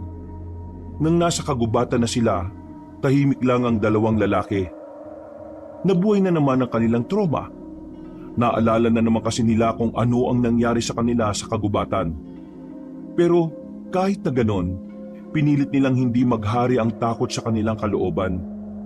Kailangan nilang maihatid ang babaeng si Gabriela kung saan man ito nakatira. Masayang kausap ang babaeng si Gabriela. Dahilan para kahit papaano ay mabawasan ang pangamba nila. Pakiramdam talaga ng dalawang binata ay matagal na nilang nakilala ang babaeng yon. Magaan kasi ang kalooban nila. Hindi dahil may gusto sila sa babae, hindi dahil sa maganda ito at sexy, kundi dahil pakiramdam nila ay mabuting tao ang babaeng yon. Alam mo, sigurado mabait na apo ka kasi kahit alam mong delikado, dumadaan ka pa rin dito para lang makahanap ng trabaho. Sa aming paghihirap kasi, wala kaming choice. Minsan nga, buhay pa namin ang kapalit pero dahil kailangan namin makasalba sa isang araw, sumusugal kami. Naintindihan ka namin. Kaya nga pakiramdam namin, proud na proud sa'yo lola mo eh. Kami na lang ng lola ko magkasama sa buhay. Kaya ayon, lahat ginagawa ko para sa kanya. Sandaling nanahimik ang tatlo. Hindi kalaunan, nakarating na rin sila sa isang bahay na yari na rin sa semento. Pero wala itong ikalawang palapag. Mahabang bahay lang yon. Bahay ito ng dating kakilala ni Lola. Naipamana lang sa amin ang pumanaw na siya. Halika kayo, pumasok kayo. Papakilala ko kayo sa lola ko. Malawak ang bakuran ng bahay. Walang supply ng kuryente pero maliwanag dahil malakas ang mga lampara. Nakakatinginan ng dalawang lalaki. Ang akala kasi nila ay may ibang kapitbahay sila Gabriela. Pero wala. Nasa parte pa rin sila ng kagubatan. At wala silang ibang makitang naroon kundi ang mga nagtataasang mga puno. Lola, nandito na po ako. Ay, siya nga po pala. Kasama ko nga pala sila Erwin at Rolen. Mababait po silang tao. Tinulungan po nila ako nung mamulikat ang paa ko. Tapos, hinatid po nila ako dito para makarating ako ng ligtas. Magandang gabi po sa inyo. Hello po! Nakaigalang ang matanda sa papag. Nakaharap ito sa dingding. Hindi humaharap sa kanila. Nagkibit-balikat na lamang ang dalawang lalaki. Pasensya na kayo ah. Mainitin talaga ang ulo ni Lola eh. Alam niyo naman, tumatanda na. Tulog yata lola mo eh. Nakakabala yata kami. Hindi, gising pa yan. Sadyang hindi niya lang kayang humarap sa mga tao. Mahiyain siya eh. Pero kapag ganyan siya, inis yan kasi anong oras na naman ako umuwi? La, dito lang kami sa bakuran ha. Tawagin mo lang ako kapag may kailangan ka. Tumungo sila sa bakuran. Tumambay na muna ang dalawang lalaki roon habang naghihintay sa babaeng si Gabriela. Ipagtitimpla raw kasi sila nito ng kape. Habang naghihintay, hindi maiwasan ni Erwin at Rolen na mapansin ang kanilang paligid. Hindi ko kayang tumira sa ganitong lugar. Mamamatay ako nito sa lungkot eh. Uy, naano boses mo? Baka mamaya marinig nila tayo eh. Pero, di ba sabi niya kanina, sa boundary siya ng gubat at baryo Masinlok? Eh ano to? Kaya nga eh, yun din ang napansin ko. Malayo pa rin yung baryo ng Masinlok, di ba? Parang dun pa nga yata sa kabila yun eh. Pero, mukha naman siya mabuting tao eh. Baka masyado lang tayong nag-iisip. Siguro. Natigil lang ang kanilang pag-uusap nang biglang dumating na ang babaeng si Gabriela. Dala na nito ang dalawang tasa ng kape. Ngumiti pa ito sa kanila. Bago ilapag, ngiti pa lang ng babae, parang nakikiliti na sila na hindi nila maintindihan. Bigla na lang nagbago ang ibig sabihin ng ngiting yun para sa kanila. Masarap ang kaping yan, purong-puro. Pero, pasensya na kayo kung yan lang ang naibigay ko ha. Wala kasi talaga kami ngayon eh. Hindi, ayos lang naman. Isang karangalan na mapagtimplahan mo kami ng kape. Isa pa, ang sabi nila eh, masasarap daw talaga ang mga kape kapag sa mga ganitong lugar ginawa. Mismo pre. Tara, tikman na natin. Oh, may signal pala rito eh. Sagutin mo na, baka importante yung tawag mo sa cellphone. Sandali lang ah, tumatawag si Airpot eh. Inilapag na muna ni Erwin ang kape. Habang si Rolen naman, sandali pa munang naghintay na makabalik ang kanyang kabady. Nang mapatingin siya kay Gabriela, nakangiti ito sa kanya at parabang sinasabi nito na inumin na niya ang kape. Inamoy niya ang kape. Amoy kaping barako naman. Pero Merong naamoy si Roland na weirdo mula roon. Para bang may ibang aroma na nagtatago sa mabangong alingaso ng kape. Wala pang isang minuto ay bumalik na rin si Erwin. Oh, anong sabi? Hindi ko rin nakausap na maayos eh. Putol-putol ang signal. Napapailing na lamang ang lalaking si Erwin. Iinumin sana nila ang kape nang bigla na lamang nakaramdam ng kaba ang lalaking si Roland. Hindi niya alam kung bakit, pero pakiramdam niya kapag ininom nila ang kapeng yon ay may mangyayaring hindi maganda. Kaya naman sinenyesan ni Roland ang kaibigan niya. Agad naman siyang naintindihan ni Erwin. Bakit? May problema ba? Ayaw niyo ba ng kape ng tinimpla ko?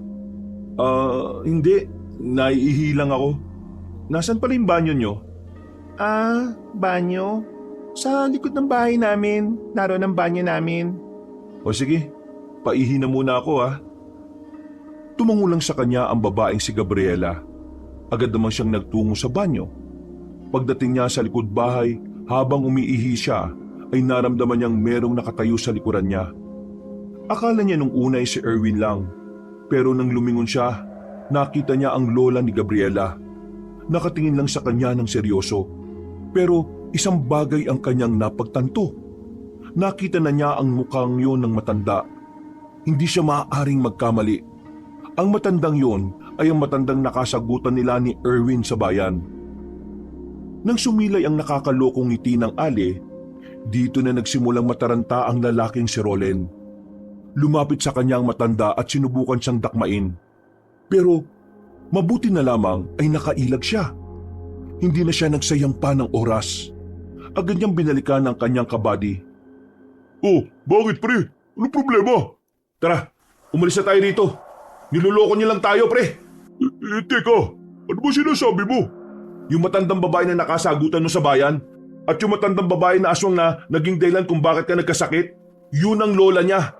Aswang silang dalawa. Ano? Sandali, hindi ko kayo maintindihan. Huwag mo na kaming linlangin, Gabriela. Hindi ako tanga, no? Alam ko nang dinala mo lang kami dito para biktimahin. Hindi, nakakamali ka. Hindi naman kami aswang eh. Mga pangkaraniwang tao lang naman kami. Nakita ko sa likod bahay ang lola mo. Iba ang ngiti niya. May mahaba siyang kuko. Huwag ka na magsalita. Hindi na kami magtitiwala sa'yo. Dahil tsak na lahat ng sinabi mo sa amin kanina ay kasinungalingan lang. Bakit ka ba ganyan? Wala naman kaming ginagawang masama ah. Bakit mo kami ginagawa ng kwento? Yang kape na yan may kakaibang amoy. May nilagay ka dyan na kapag ininom namin, mawawala kami ng malay sigurado. Gabriela, kilala ko kaibigan ko. Hindi siya gagawa lang ng basta kwento lang. Naniniwala ako sa kanya. Naaswang ka. Aswang kayong dalawa ng lola mo. Kung talagang aswang ako at ang lola ko, patunayan nyo. Talagang patutunayan ko na aswang kayo. Agad na may binunot ang lalaking si Roland sa kanyang maliit na bag. Inilabas niya mula roon ang senyoritang baril. Nanlaki ang mga mata ng dalagang si Gabriela. Tila nakilala nito ang baril na yon. Kinalabit ni Roland ang gatilyo. Sa pagkakataong yon ay may narinig na siyang putok mula sa baril na yon. Nakita rin ni Erwin ang malakidlat na nanggagaling sa baril. Nagawang makailag ng babae. Mabilis itong gumapang patungo sa silong ng bahay. Noong mga sandaling yon, kumpirmado na nga nilang aswang ang babae pati na rin ang lola nito. Dahil dito, nabuo ang pagnanais sa kalooban ni Roland na mapuksa ang dalawang aswang. Hindi na niya naisip kung ano ang maaaring panganib na maidulot nito sa kanya. Ang tanging tumatakbo na lamang sa kanyang isipan ay ang mabawasan ng kalaban ng kanilang angkan. Gagi, buti na lang naalaman mo kagad. Di ko kasi talaga nahalata eh. Dapat nga kanina ko pa nahalata eh. Nakarating pa tayo rito bago ko natuklasan. Bakit ka nga pala may dalang baril? Saka ko nagkukwento sa'yo. Basta, kailangan muna nating lagasin ng dalawang to. Nakiramdam ang dalawang binata habang nasa bakuran sila. Maraan silang naglakad palapit sa bahay. Pagsilip nila sa ilalim ng bahay, bigla na lamang nilang nakita ang matandang babae na nasa bubungan na. Tumalon ito palapit sa kanila. Ilag, buddy! Pero huli na ang lahat. Nahawakan ng matandang babae si Erwin.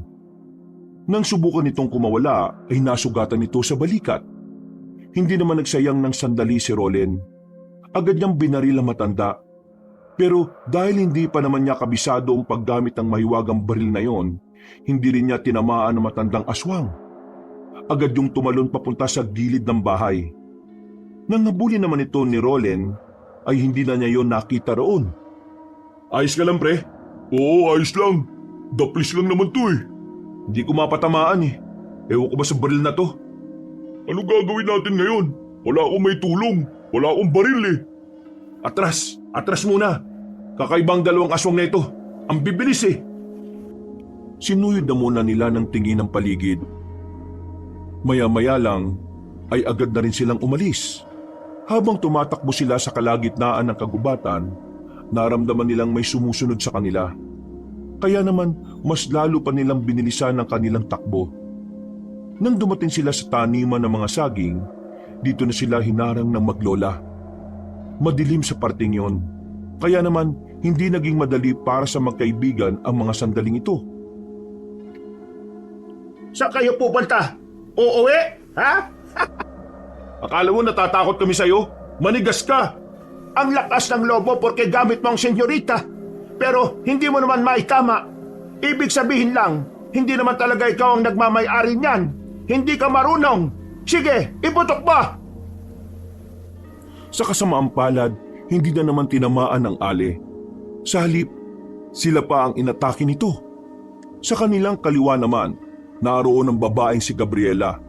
Nakaiwas sila sa mga yon, pero natumba si Erwin at pumaibabo na sa kanya ang dalaga. Buddy! Wisit na babae ito ah! Pagtingin naman ni Roland sa kanyang harapan ay naroon na ang matandang aswang. Kinalmot siya nito pero sa hindi malamang dahilan nakailag si Roland ng mabilis. Maging ang babaeng aswang din ay nagtaka kung papaano niya yon ginawa. Namangha si Roland sa sarili niya sa mga oras na yon. At nang makita niyang nakapaibabaw si Gabriela sa kanya, hindi na siya nagsayang ng pagkakataon. Habang nararamdaman niya ang kakaibang enerhiya sa kanyang buong pagkatao, binaril niya si Gabriela. At sa pagkakataong ito, tinamaan na niya ang babae sa likod. Hindi pa siya nakontento. Sinundan niya pa ng isa pang putok na naging dahilan naman kung bakit nalagutan agad ng hininga ang babae. Anong ginawa niyo sa apo ka? Buddy! Agad na nilapitan ni Roland ang kanyang kaibigan.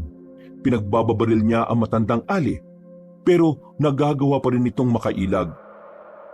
Nagtago ito kung saan at tinig lamang nito ang naririnig nila. Pagbabayaran niyo ang ginawa niyo sa aking apo.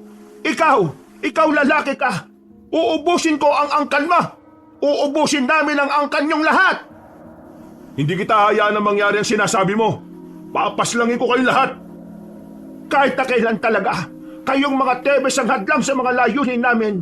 Kayo ang salot sa mga buhay namin. Kayo ang salot. Kaya lumabas ka dyan at tapusin na natin to. Uy, nakakatakot ka na. Parang hindi na ikaw yan ha. Kailangan natin makipagtapangan sa matandang to. Aswang to pre, aswang. Biglang humangin na malakas. Dahil dito, hindi na nila narinig ang mga kaluskos na ginagawa ng matandang babae. Pagtingin nila sa gilid, bigla na lamang lumitaw roon ang matandang babae. Kinalmot sila nito at tinamaan si Roland sa bandang likuran. Tinulak ni Roland ang kaibigan niya at binaril niya ulit ang aswang. Pero dahil sa kirot na kanyang nararamdaman, hindi na naman niya yun tinamaan. Magkakasunod na putok ng baril ang kanyang pinakawalan, pero tinakasan lang siya ng matandang aswang. Kailangan na natin lisanin ng lugar na ito. Ayos ka lang ba? May galos ka eh. Oo, ayos lang ako. Napatingin silang dalawa sa babaeng si Gabriela. Napabuntong hininga na lang sila. Aminadong nanghihinayang si Roland dahil akala nila matinong tao ang babaeng yon. Agad-agad na rin nilang nilisan ang kagubatan. Mabilis din naman silang nakarating sa kalsada. Maswerte namang may napadaan na sasakyan at nakisabay na rin sila roon.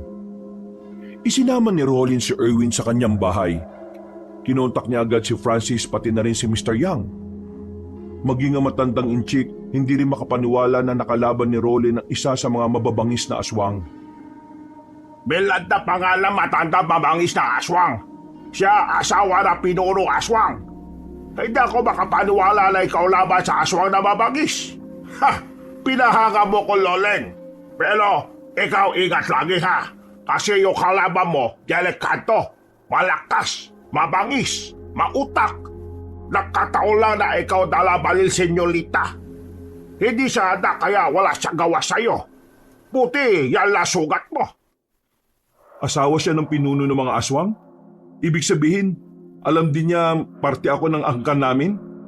Oo, alam niya. Kaya si Kolo ikaw kanila kuha. Planado nila lahat. Buti na lang ikaw talino at alam mo, senyorita. Mga siraulong yun. Muntikan pa kami ha. Buti nga napatay ko yung apo niya. Ano yung sabi? Iyo patay ko niya. Oo, napatay ko yung babae. Nasa ibabaw na siya ni Erwin eh. Kaya yun, binaril ko gamit yung senyorita. Nakaw, delikadong buhay mo. Pati na rin buong angkan nyo. Kailangan mo na aral paano gamit ang senyorita maayos. Insan, kailangan mong mag-ingat sa oras na aalis ka. Dahil sa ginawa mo, malamang sa malamang, mas bibilisan na nila yung paggawa ng hakbang para maubos ang angkan natin. Mukhang eto na talaga ang oras para sumunod ka sa yapak ni Lolo. Hindi ko kayo maintindihan. Pero base sa mga sinabi niyo parang matagal yun ang kaaway ang mga aswang Napalunok na lamang ng laway si Rolen. Alam niya na sa mga susunod na araw, maaaring magsimula na ang laban niya kontra sa mga aswang. Nawiwindang na lamang siya sa mga nangyayari. Dahil parang kailan lang ay mga rebelde lamang ang iniintindi niyang makakalaban. Pero sa mga puntong ito, alam niyang higit na roon ang maaari niyang makaharap. Kinabukasan, hindi na nagsayang ng panahon si Rolen. Kahit na hindi pa man gumagaling ang kanyang natamong sugat, siya na mismo ang nakiusap kay Mr. Yang na ituro sa kanya ang lahat ng nalalaman sa paggamit ng senyoritang baril. Marami siyang binasang libro. Marami siyang inaral na kasaysayan at pati na rin ang ilang ritual na makakatulong upang maintindihan niya ang diwa ng kapangyarihan ng baril. Hindi na napapansin ni Rolen na lumilipas na pala ang araw. Unti-unti na rin niyang nasasanay ang kanyang sarili. Unti-unti na rin niyang natututunan kung papaano ginagamit ang baril. Talagang puspusan na ang pagpapractice mo, Insan ah. Ikaw na talaga susunod sa yapak ni Lolo. Kailangan eh. Sabi sa akin ni Mr. Yang, malaki ang tsansa na bibiglain tayo ng mga aswang na yun. Nananahimik kasi sila. Yun ang nakakatakot. Naabisuhan na ba yung iba nating mga kamag-anak? Oo, nasabihan na namin sila. Buti nga naniwala ka agad sila eh. Paano hindi maniniwala? Ikaw lang naman yata yung hindi nakakalam tungkol sa pagiging manunugis at birador ni Lolo. Nasa kagubatan sila ng tanghaling yon. Nagpapahangin si Rolen habang kumakain ng paborito nitong biko. Habang nagmumuni-muni sila, bigla na lamang nakaramdam ng kaba si Rolen. Oh, bakit? Anong problema? Hindi ko alam eh. Bigla na lang akong kinabahan. Si Mr. Yang ba? Nakausap mo ngayong araw? Kaninang umaga lang. Tinanong niya ako kung kumusta ka na. Puntahan natin si Mr. Yang. Ha? Ngayon na? Oo, hindi ako mapakali. Isinuksok na ni Rolen ang kanyang baril sa tagiliran. Hindi na sila nagsayang ng oras at agad na rin silang tumungo sa kinaroroonan na matandang si Mr. Yang. Makailang ulit silang kumatok, pero walang nagbubukas ng pinto. Nang itulak nila ang pinto, ay saka lamang nila nalaman na nakabukas pala yun. Marahang binuksan ni Rolen ang pintuan. Sa hindi malamang dahilan, lumakas na naman ang kanyang kaba. Nang sumilip na sila sa loob ng bahay, dito na nila nakita ang matandang si Mr. Yang. Nakadapa, may dugo sa sahig. Hindi na ito gumagalaw. Mr. Yang! Lumapit agad si Rolen. Naghihingalo pa ang matanda nang subukan niya itong kausapin. Ikaw, Pag-asa. Ikaw, sa Moriones. Doon sila lahat. Mr. Yang, kumapit ka lang. Dadaling ka namin sa... Mr. Yang! Uy! Mr. Yang!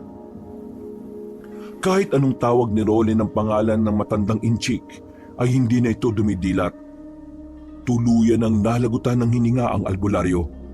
At sa puntong yon, nagsimulang mabuo ang puot sa kalooban ni Roland. Kung kailan napapalapit na ang loob niya kay Mr. Yang, saka naman ito mawawala. Bagay na labis niyang kinasama ng loob. Kaya naman isinumpa niya nung araw na yon na hindi matatahimik ang kanyang kalooban hanggat hindi siya nakakaganti. Dahil malapit sa angkan nila si Mr. Yang, sila na ang sumagot ng lahat ng gastusin ng burol at libing nito. Insan, mauna na kami. Dito ka lang ba? Sige, uwi na rin ako maya-maya. Nakatingin lamang si Roland sa puntod ni Mr. Yang na katabi lang din naman ang puntod ng kanyang lolo. Nagsarado ang kanyang kamao. Hindi niya pa rin matanggap na sa isang iglap na wala ang albularyo na magiging gabay niya sana hanggang sa huli ng kanyang laban. Mr. Yang, Lolo, huwag kayong mag-alala. Ako ang tatapos sa laban na iniwan ninyo. Mas lalong humigpit ang pagkakasarado ng kanyang kamao. Pinangako niya sa kanyang sarili na kahit na anong mangyari, hindi siya papayag na hindi mapapanagot ang mga aswang sa lahat ng kasamaan nito. Pag-uwi niya sa kanyang bahay, naabutan niyang naroon si Francis. Tila alam na nito ang kanyang gagawin. Tumayo si Francis at lumapit sa kanya. Anong gagawin mo? Wala. Anong ibig mo sabihin? Alam ko na pupuntahan mo yung kinaroroonan ng mga aswang eh. Oo, pupuntahan ko yun at uubusin ko silang lahat. Sasama ako, Insan. Hindi pwede. Laban ko to. Laban mo to. Laban to ng angkan natin. Pinsan mo ako. Parte ako ng pamilyang to. Pero ako lang ang may responsibilidad na tapusin ang laban na to sa mga aswang. Hindi ka kasali rito. Ayaw kitang madamay. Gustuin mo man o hindi, damay ako dito. Kasi magkadugo tayo. At tayo magkakadugo ang punteriya ng mga aswang na yun. Isama mo na ako, Insan. Ito na lang yung tamang pagkakataon para mapatunayan ko sa mga magulang ko na meron din akong ambag sa angkan natin. Di ba hindi ko kaya magsundalo? Kahit man lang sa ganitong pamamaraan, magawa ko man lang. Huminga ng malalim si Roland. Mukhang hindi na niya mapipigilan pa ang binata. Kaya naman hinayaan na lang din niya ito. O sige na, maganda ka na. Ngayon na kagad? Oo, wala tayong sasayanging oras. Ngayong alam ko na kung nasan sila matatagpuan, ako na mismo pupunta sa kanila. Sige, sama niyo na rin ako. Sabay na napalingon na magpinsan sa pintuan. Nakita nila roon si Erwin. Itim ang lahat ng suot nito at meron na ring dalang armas. Narinig kita kahapon kanina, buddy. Kaya naisip ko na maganda na rin dahil gusto kitang tulungan. Buddy, labas ka rito. Problema ng pamilya namin to. Kung ganun, hayaan mong gawin kong daylan ang mga kasamahan natin pinaslang ng mga aswang. Gusto ko silang igante. Pero hindi sila mga pangkaraniwan. Nakita mo naman kung paano nila tayo atakihin nung gabing yon. Alam ko, kaya nga hinanda ko na sarili ko para sa mga oras na ganito. Isama na natin siya, Insan. Mas marami, mas maganda. Buddy, tandaan mo magkabady tayo. Ang laban mo, laban ko rin. Yun ang turo sa atin ni Major Teves nung nabubuhay pa siya. Isang malalim na paghinga na naman ang nagawa ni Roland. Kalaunan, nakumbinsi rin siya ng dalawa. Sa parehong gabi, umalis silang tatlo. Gamit ang sasakyan ni Erwin ay bumiyahe sila patungo sa nayon ng Moriones. Ang lugar na kilala sa bentahan ng lambanog sa kanilang lugar. Pero lingid sa kanilang kaalaman na meron palang nagtatagong mga aswang doon. Astig nitong sasakyan mo, Erwin. Ang ganda. Ang sarap imaneho ng manobela, oh. Focus ka lang sa daan. Madilim ang dinaraanan natin. Baka bigla tayo maaksidente. Nakafocus naman ako eh. Ay, teka, Roland, Insan. Paano pala natin malalaman kung aswang ang isang tao? Paano natin malalaman kung sino kalaban natin? Kaya ko nang maramdaman ang presensya ng mga aswang. Totoo pala talaga yung mga ritual na ginagawa ni Mr. Yang sa'yo eh, no? Nakatulong talaga eh. Parang hindi ka na normal na tao ngayon. Sa totoo lang, buddy, hindi pa rin ako makapaniwala na ito ka na. Nalalaban ka na sa mga aswang. Akalain mo yun? Mas malala pa yung kakalabanin mo ngayon. Mas mahirap pa itong misyon na ito kaysa nung nasa army pa tayo eh. Hindi ko rin inaasahan na ako ang susunod sa yapak ni Lolo eh. Yung mga nangyari sa buhay natin ngayon, yun ang naging senyales na maging ganito ako. Kaya mamaya, ihandaan niyo ang sarili ninyo. Ikaw Francis, marunong ka ba talagang humawak ng baril? Kahit na hindi ako nagsundalo, marunong naman ako. Nag-aral din naman ako niyan eh. Kaya wala kayong dapat na ipag-alala sa akin. O sige, sabi mo yan eh. Namaya niya katahimikan sa loob ng sasakyan. Tahimik lamang sila habang tinatahak ang biyahe. Si Rolin, wala siyang ibang iniisip kundi ang mga mangyayari. Alam niya sa kanyang sarili na handang-handa naman siya. Pero kahit na ganoon, hindi niya pa rin maiwasang hindi mabahala. Hindi niya minamaliit ang kakayahan ng mga aswang, kaya kahit na may kakayahan siyang pumaslang, hindi pa rin siya nagiging kampante. Tumigil ang sasakyan sa gilid ng kalsada. Nagtaka naman sila nang marinig na parang may kumalubog sa makina. Erwin, may problema yata ang makina ng sasakyan mo eh oh. Mukhang pinipigilan ka talagang sumama. Iwan na lang natin tong sasakyan. Malapit na rin naman to sa Moriones eh. Ha? Sigurado ka? Oo, luma na rin kasi yung sasakyan na to eh. Balikan na lang natin to bukas. Kung ganun eh, tara na. Iniwan nila ang sasakyan sa gilid. Sinimulan na rin nila ang paglalakad. Dumaan lang sila sa gilid ng medyo may kadiliman. Iniiwasan kasi nilang may makakita sa kanila dahil baka paghinalaan sila ng mga rebelde. Mahabang baril kasi ang dala ni Francis at Erwin.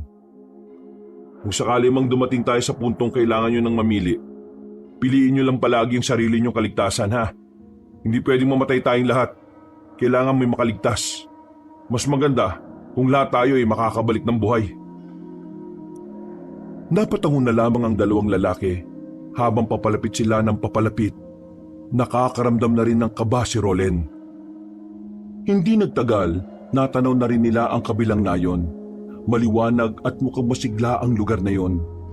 Sa unang tingin, iisipin na tila pangkaraniwang lugar lamang yon. Pero sa malayo pa lang, nararamdaman na ni Rolen ang mga presensya ng mga aswang. Ihandaan niyo mga sarili ninyo. Papasok na tayo sa lugar nila.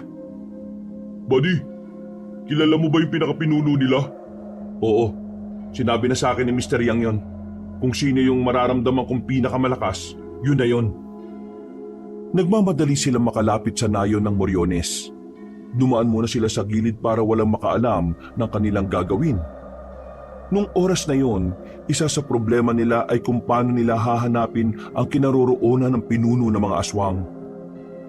Sinusubukan kasing pakiramdaman ni Rolen ng paligid, pero wala silang mararamdaman na kakaibang presensya. Anong balita, Insan? Hindi ko siya maramdaman dito.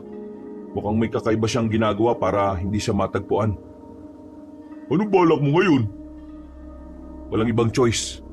Una natin papaslangin ang mga aswang na narito. Palalabasin natin siya sa pambubulabog natin. Mukhang peligroso yung iniisip mo, Insan. Pero sige, palag-palag na yan.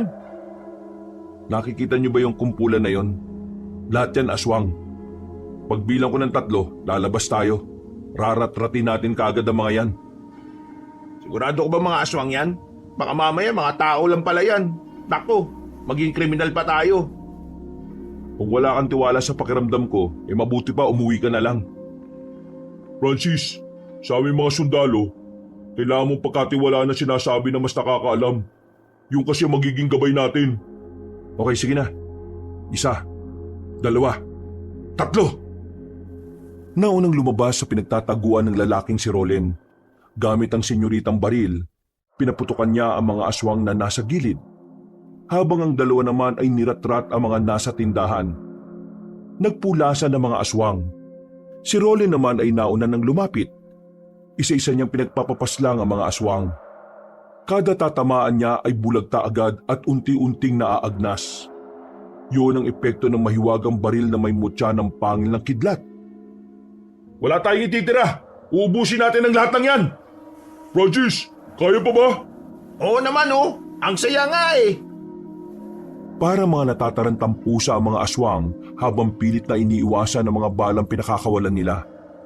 Sa mga unang minuto, marami-rami na rin silang napaslang. Marami na ang nakabulagtang aswang sa daan. Mararamdaman ang galit ng mga nilalang sa kung papaano umangil ang mga yon. Sandaling natigil ang putukan nang wala na silang nakikitang aswang sa paligid. Pero nararamdaman pa rin ni Rolly ang presensya ng mga yon. Batid niyang nagtatago lamang ang mga aswang sa kung saan. Ilabas niyo ang pinuno ninyo! Ubusin namin kayo lahat, sige kayo! Walang tumutugon sa kanila. Pero mga ilang sandali lang, nakarinig na si Rolly ng mahinang palakpak. Pagtingin nila sa gilid, nakita ni Rolly na matandang si Miranda, ang babaeng hindi niya nagawang paslangin nang takasan siya nito. Ang lakas din naman ng loob niyong dumayo sa mismong balwarte namin. Ito ba ang pamamaraan mo ng pagsasayang ng buhay? Ilang beses na pinaputukan ni Rolly na matandang babae pero hindi niya ito matamaan. Tumatawa-tawa pa ang matanda sa kanya. Tila minamaliit lang ang kanyang kakayahan sa pag-asinta. Buddy, insan, kayo nang bahala sa iba. Ako na munang bahala sa matandang to. Sige, dito na muna kami. Halika na, Francis! Tumungo sa kabilang direksyon ng dalawang binata, habang naiwan naman si Rolly sa harap na matandang babae. Nakatayo ang ali sa itaas ng bubungan. Tila hindi na yon nababahala pa sa hawak-hawak niyang baril. Kupas na ang baril na yan, iho! Ilang henerasyon nyo na ang gumamit niyan. Kaya sa henerasyon mo, madali na lang yan tapatan. Hindi ako mapapaslang ng baril na yan. Nagsasayang ka lang ng oras pa. Wala akong pakialam. Ang mahalaga sa akin, mapaslang kita sa kahit na anong paraan na alam ko. Tatapusin kita agad, tanda. Kapag natapos na kita, isusunod ka naman ng asawa mo. Ikaw, gustong tumapat kay Lakay? Alam mo ba kung ano sinasabi mo? Walang-wala ka pa sa kalingkingan niya. Hindi mo ba naiintindihan kung bakit hindi siya humaharap sa'yo? Kasi ako lang ang kalibel mo. Dami mo pang satsat. Umatake ka na, tanda. Ang incheck na albularyo, hindi mo ba itatanong kung ano ang ginawa ko sa kanya? Pinahirapan ko lang naman siya. Binugbog siya ng mga kasama ko at pagkatapos ay kinalmot ko siya ng marami sa kung saan saang parte ng katawan niya. Napakasarap ng pakiramdam na makitang nahihirapan ng taong hadlang sa amin. Kung naroon ka, siguradong mas magiging masaya ako. Dahil nakita ko sana kung ano ang nararamdaman mo kung nawalan ka ng manimik ka. Hindi na nagsayang pa ng oras si Rolly. Agad niyang pinagbababaril ang matandang babae. Pero kagaya pa rin ng kanina, hindi niya pa rin ito matamaan. Masyadong mabilis sa matanda. Nakakadagdag hirap pa para sa kanya ang mga kabahayan na minsan pinagtataguan din ng ali. Dito ka na mamamatay kasama ng dalawang kaibigan ba? Maya-maya lang, naramdaman na lamang ni Rolly na nasa likuran na niya ang ali. Huli na ng tangkain niyang makailag. Tinamaan na siya nito ng mahaba nitong kuko. Mahaba ang pagkakakalmot sa kanya. Kaya naman tila napatigil siya sandali. Dumistansya siya sa matanda. Anong problema? Bakit hindi mo gamitin yung ginawa mong pag-ilag ng mabilis nung una? Bakit hindi mo na kaya? Kasi hindi naman talaga ikaw ang karapat-dapat na humarap sa aming mga aswang. Hindi nakapagsalita si Rolly. Tila natanggal ang angas niya noong mga sandaling yun. Sinubukan niya pa ulit na gamitin ang baril na senyorita. Pero sa kasamaang palad, hindi niya pa rin tinamaan ang ali. Nakakaroon na siya ng pagdududa sa kanyang sarili sa mga pagkakataong ito. Pakiramdam niya, hindi na rin niya magagamit ng matino ang baril. Yung pa naman sana ang inaasahan niyang makakapaslang sa lahat ng aswang. Bumuntong hininga na lamang siya. Pag-atake ulit na matanda, tinamaan ulit siya. Dahilan para matumba siya. Pero agad din naman siyang bumangon kahit na nawawalan na siya ng balanse. Mukhang wala na naman ako mapapala sa iyo ngayon. Kaya mas maigi nang tapusin na kita. Pasensya ka na. Hindi ka na aabot kay Lakay. Hanggang sa akin ka lang. Huwag kang maging kampante, tanda. Baka nakakalimutan mo. Ginawa ng Diyos ang tao na mas mataas sa lahat. Sa paningin ko, Isa ka lang hayop na nagkatawang tao. Kaya kahit sindakin mo ako, hindi mo ako masisindak. Hindi ako takot mamatay. Kasi kung takot ako mamatay, hindi ko na sana mapapaslang ang apo mo na nagpapanggap. Visit ka talagang lalaki ka. Pagbabayarin kita sa ginawa mo sa apo ka. Akmang aatake na naman sana si Aling Miranda nang biglang dumating si Erwin. Binaril nito ang matanda. Umilag naman si Aling Miranda. Pero dahil doon, sandaling nawala ang atensyon ng Ali kay Rolen. Nagkaroon ng pagkakataon si Rolen na barilin na matanda. Agad niyang pinaputukan si Aling Miranda at sa wakas, tinamaan na yon sa kanyang dibdib. Sinubukan pa ng matandang aswang na makatalon, pero hindi na nito kinaya ng barilin pa ito ni Rolen ng ilang sunod-sunod. Dami mo kasing dinadaldal eh. O ayan, nauna ka tuloy. Nakatingin sa kanya ang matandang babae.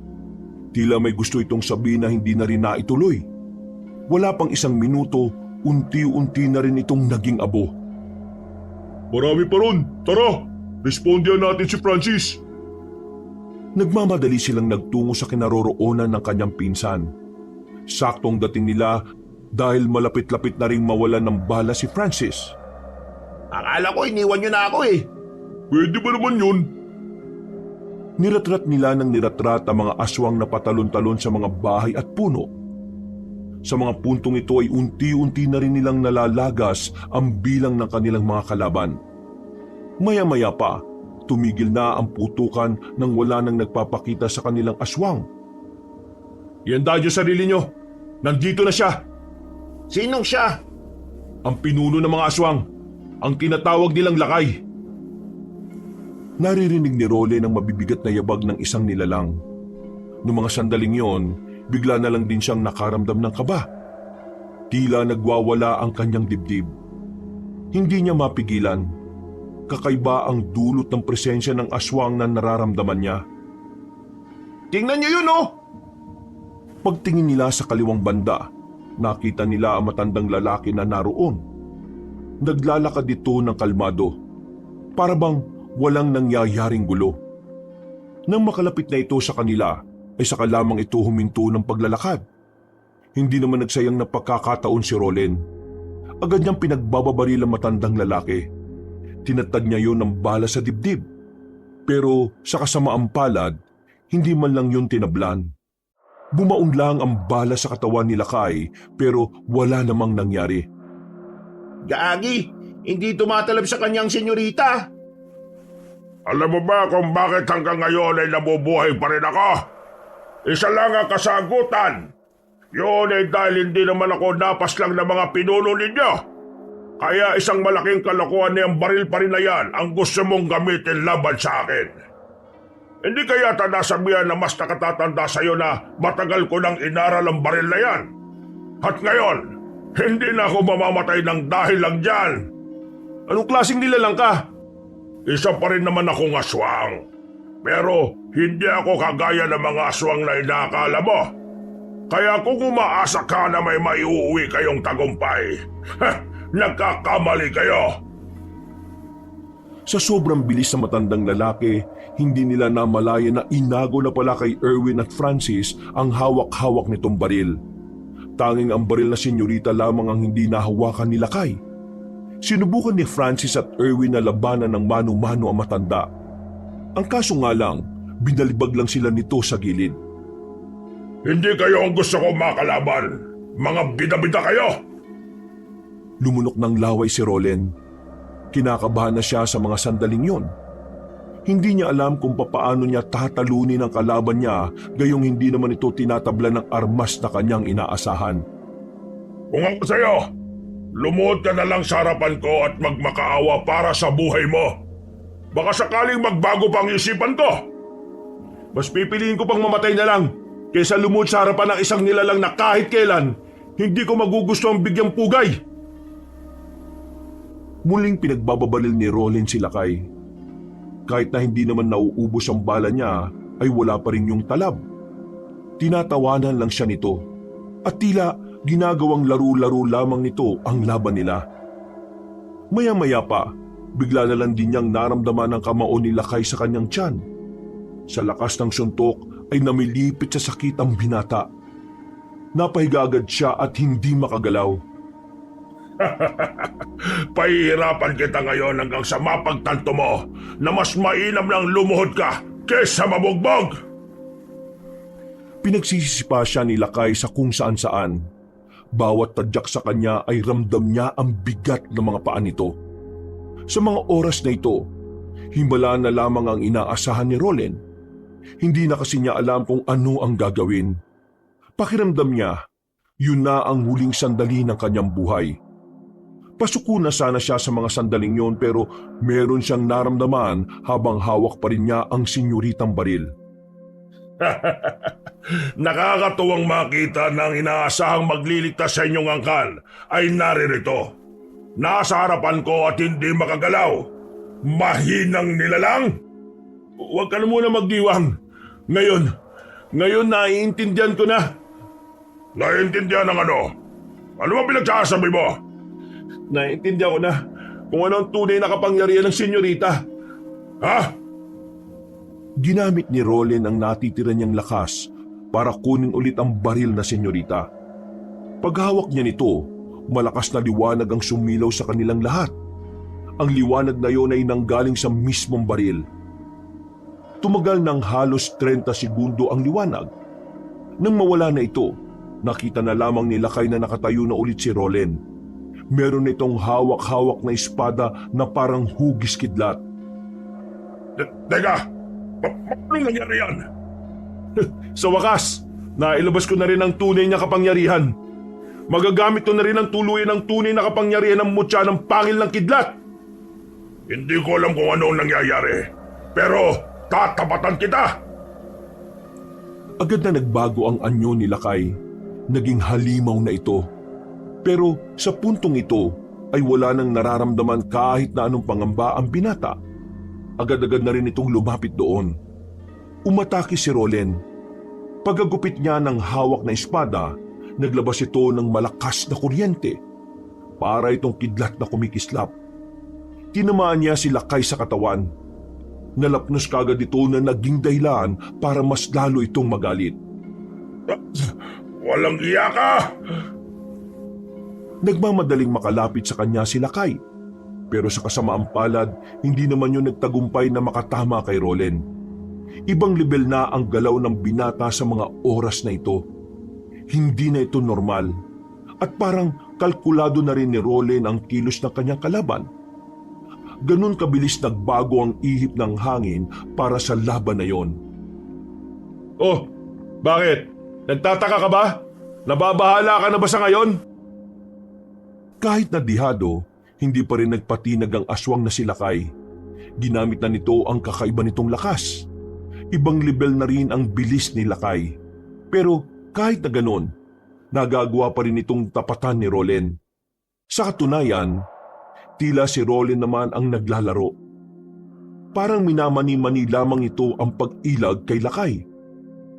Bagay na ikinainsulto naman na matandang lalaki. Kaya mas lalo lang itong naggalit sa kanya. Bakit? Bakit hindi kita matamaan? Ako ang pinakamalakas rito! Ako! Tanggapin mo na ang katotohanan na kanina ka lang malakas. Malakas ka lang kapag mahina kalaban mo. Tapos na panahon mo, tanda!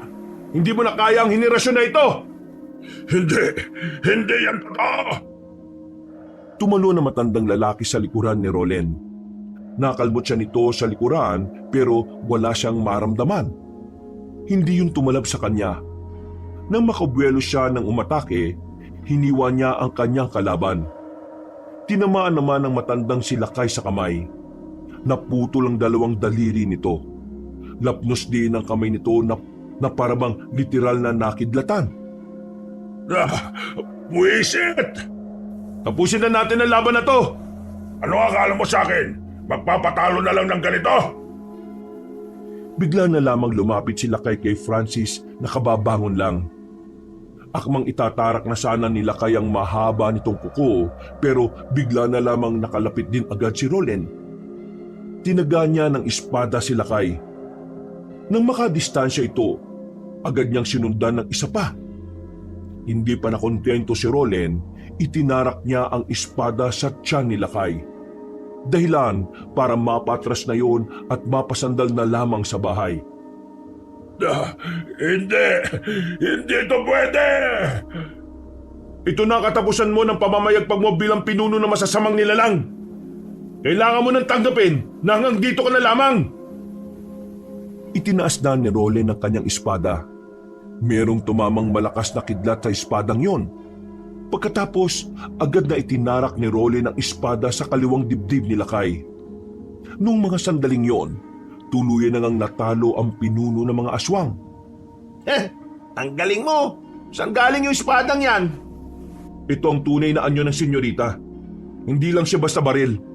Isa rin siyang makapangyarihang espada. Sabi ko na nga ba, espesyal talaga yung baril na senyorita na yan eh. Kasi parang ang boring naman kung puro putok lang, di ba? O nasaan si Erwin? Doon siya pinalibag eh.